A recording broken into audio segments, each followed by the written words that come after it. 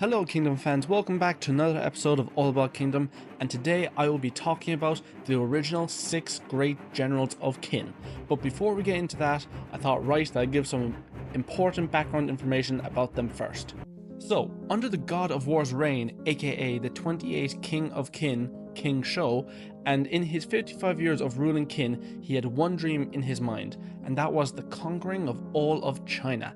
And in this time, he greatly expanded their borders. And during this 55-year warring period, 6 warriors came to the forefront of the war, and they became the 6 great generals of Qin. And they had an unshakable bond of loyalty to King Shou. With the support of King Shou, they then ravaged all the lands of China, causing every nation to fear the state of Qin. These military commanders were given the right to freely wage war on neighboring states, which meant that their autonomy made it difficult for those other states to predict their actions. Now, to put this into other terms, essentially, these 6 could raise an army and invade anywhere without needing permission from strategic command in Kanyo. They could attack all surrounding kingdoms at once, or they could all come together and attack the same place, which is truly horrifying if you think about it. So, using speed and surprise as their best weapons, it's fairly easy to understand how Qin expanded its borders by so much in so short a time. And so, without any further delay, let's get into it. And to start off, I am actually going to talk about the 6th great general, Shibasaku.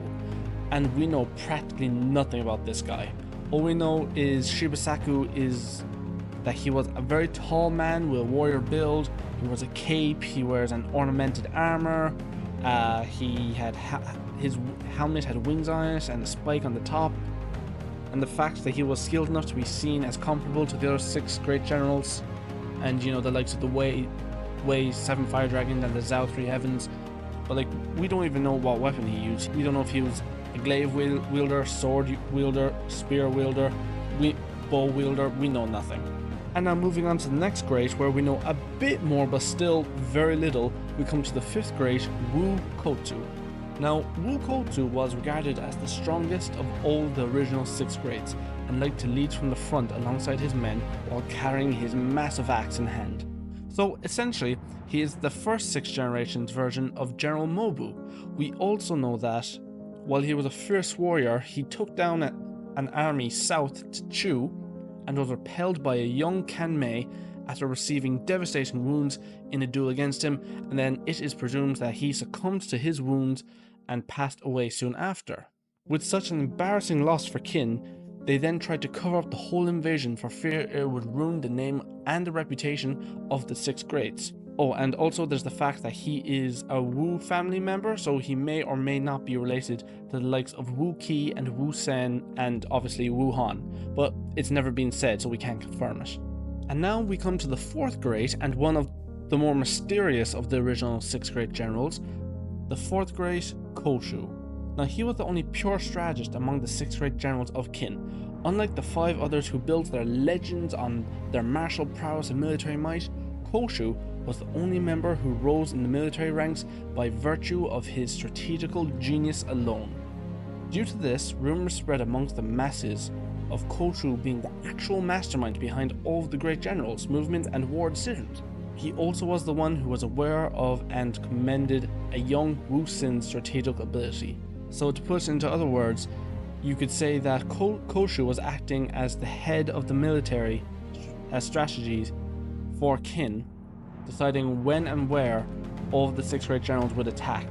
Now, he'd lead the actual battles to the 6 great generals, but he would decide where to go.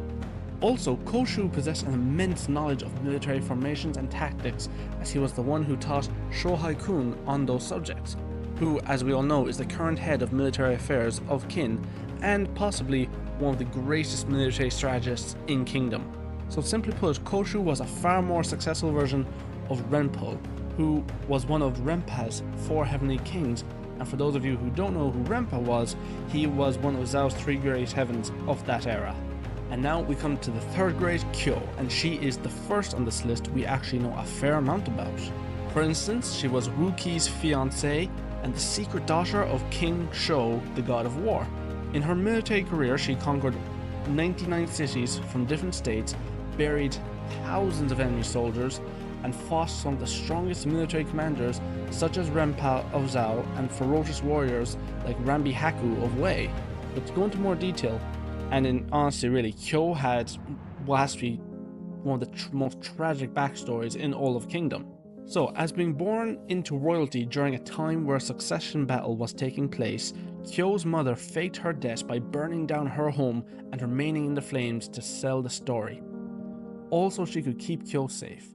She was then taken to Wuki, who was a friend of the mother's family. He accepted her under his protection and made the cover for her being the child of one of his servants. Growing up, Kyo watched and admired Wuki and even begged him to teach her the art of war. And not only that, she made Wuki promise to marry her if she managed to conquer 100 cities.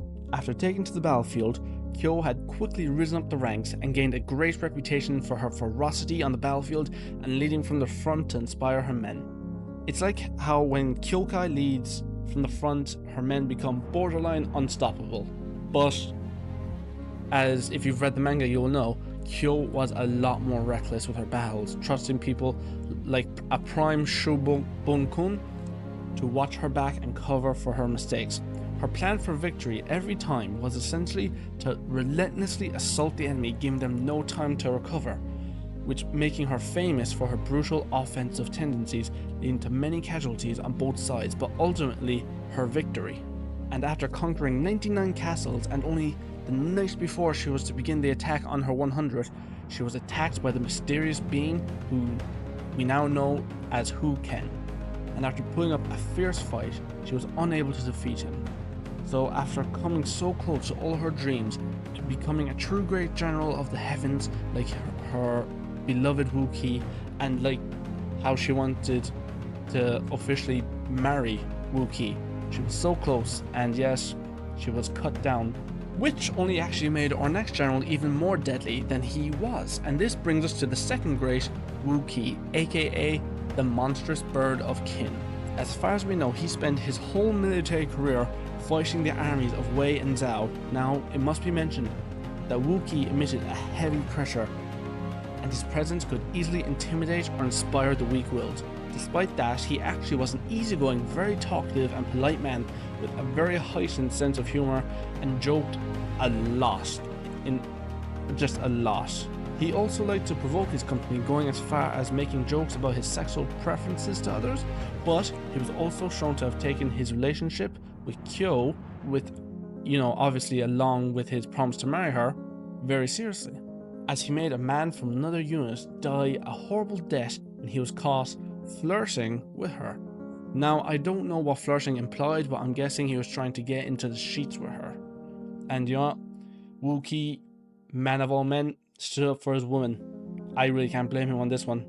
But anyway, during battles, he took on a more serious persona, but never missed the chance to sneak in a joke or two from time to time. Even in the most dire of situations, he maintained a calm demeanor and tranquil sense of confidence, carefully analyzing the battlefield and acting accordingly.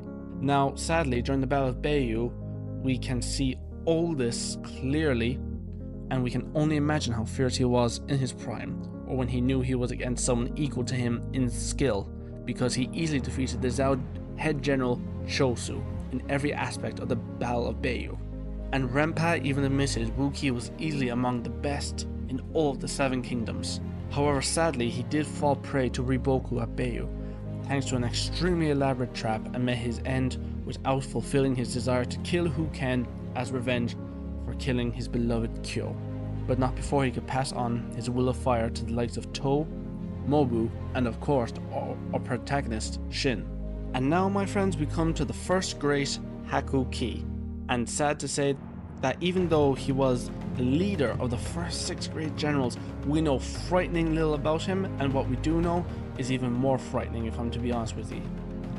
Supposedly he was a very relaxed and calm man, and Haku Ki was a man who did not take unnecessary risks and could see through his opponent's tactics to bait him in battle.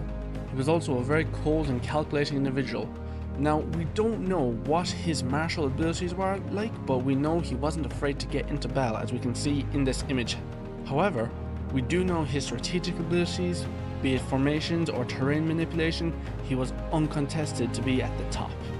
And seeing now, I can't see a purely strategic commander being the head of the 6 great generals, so he must have emanated an intense aura around him. So we don't know if he was the strongest, we don't know if he was the smartest, but we do know is that strategically he was arguably the best, other than Koshu. So he was probably an all-rounder. He had 0 flaws, almost like General To. But now we come to the frightening part of him. During a battle he won against the Zhao at Chuhei, he managed to win and took 400,000 prisoners. And since he couldn't manage that many practically, he decided to bury them all alive in giant pits. And despite his commanders begging him not to, they were forced to do it with him under fear of being thrown into the pits along with the Zhao prisoners. This is when we see him at his worst. This is when he proves how truly insane he was. After this horrifying event, we learn that he soon took his own life, and although we don't know why, you have to imagine it was the guilt of such an atrocity, or maybe he had a complete mental breakdown, or maybe he saw the ghosts of his victims. We may never know the truth, and we probably won't ever know. However, what we do know is that after the death of King Shou, the 6 great general system practically vanished due to the system being so reliant on his trust in the generals, and the new king simply did not trust them. But here's what we do know: that 2 were already dead, and 1 presumed dead. Wuki had retired, and Shibasaku and Koshu practically just vanished. Though personally, I do imagine Koshu just stuck to being the headmaster of the Strategist Academy in Kanyo, but Shibasaku was and still is a complete mystery. We don't know if he died in battle, we don't know if he retired, we don't know if he moved to a different country, we know nothing. And with that, I'll bring this video to an end. I hope you enjoyed it, and if you did, feel free to smash that like button down below and leave a comment and hit the subscribe button. See you in the next one.